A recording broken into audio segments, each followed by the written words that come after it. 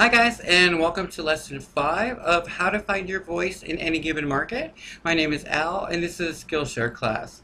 Today what I want to talk about is a little bit more of the strategy that we were talking about earlier. We're going to get a little bit more in depth to the class project right after this, but for now I just wanted to talk about some real life scenarios that I wanted you guys to consider. So as part of my strategy leadership mentality, I never get to really leave the idea of strategy.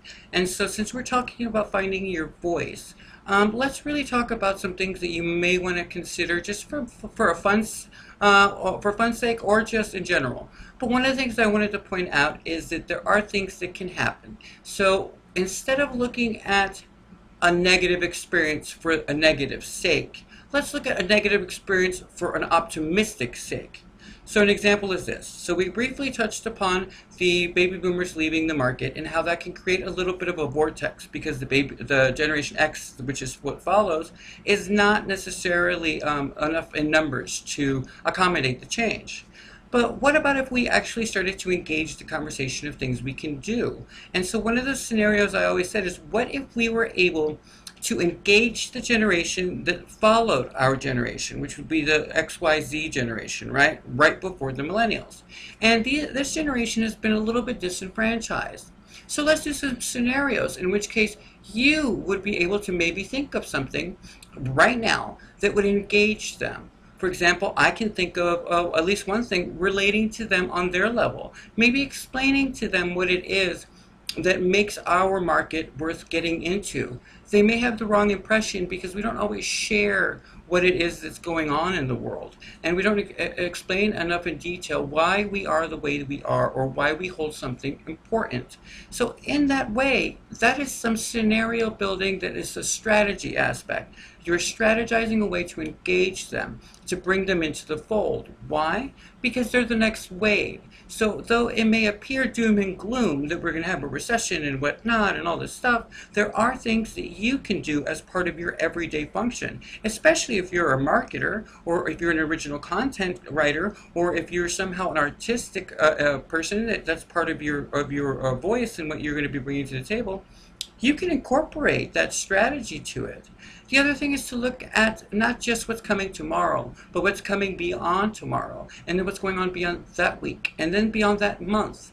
And though it sounds a little bit daunting, it's not really. It's kind of a little bit more of the creative side of what you can be doing to prepare yourself for the different changes in the market. Look, at the end of the day, one of the things that I have to point out is that strategy is not something you have to live in like I do. It's not something that you have to engage. The things, there are some negative parts to being a strategy leader. I tend to have to live outside of the popularity spectrum. I can be a little distant at times because the reality is that I might have to fire my best friend if need be. But it's something that I've dealt with my whole life. You don't have to take it at that level. You can literally look at it for what it is. It's a momentary thing that will help you engage the market in a way that you will thrive in because you will not be shocked by what happens. And so it's always something interesting for you to do when you're incorporating yourself, and especially with your mission statement. You want it to stand the test of time. So what better place to add strategy into how you would deal with things? And so this is a great place for us to maybe look at taking a moment to write down a couple of scenarios that you currently think you cannot survive, that you just don't know how you would deal with it if it arose, and then maybe submit it to me in email or somehow interactive with me on that point, and I can then look at it. Now let me take a moment to show you guys. If you look at the market in a way, it's kind of like a chess game. And one of the best things you can do is look at how it changes so that you can get in on it. For example, Lyft versus Uber. Nobody ever thought Lyft would be catching up, but it is. It makes a difference what you look at and how you perceive things. Next, let's look at something as simple as Trader Joe's versus Whole Foods. Trader Joe's is known for picking some top quality items that are hard to find. Then let's look at something like Chipotle versus Taco Bell. No one ever thought Chipotle would make so much way towards Taco Bell, but they are. Next, let's look at something as simple as what's going on. Look at the food, look at the healthcare, look at the communications, transportation, recreation, clothing, vehicles, all of which are geared towards customer service. These things matter as we look into the markets that we would like to be part of. So take a minute and look at that. Look at the automotive and the medical and the industrial and the cosmetics. All of these places you can align yourself with somehow with your company and make some leeway. Look at this. This is the e-commerce. Look at all of the different things that are booming in that specific area.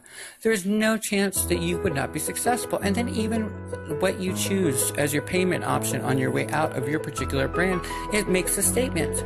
So as we look at these things and look at different perspectives, let's use those neurons and atoms that we have, and let's start reinventing the wheel.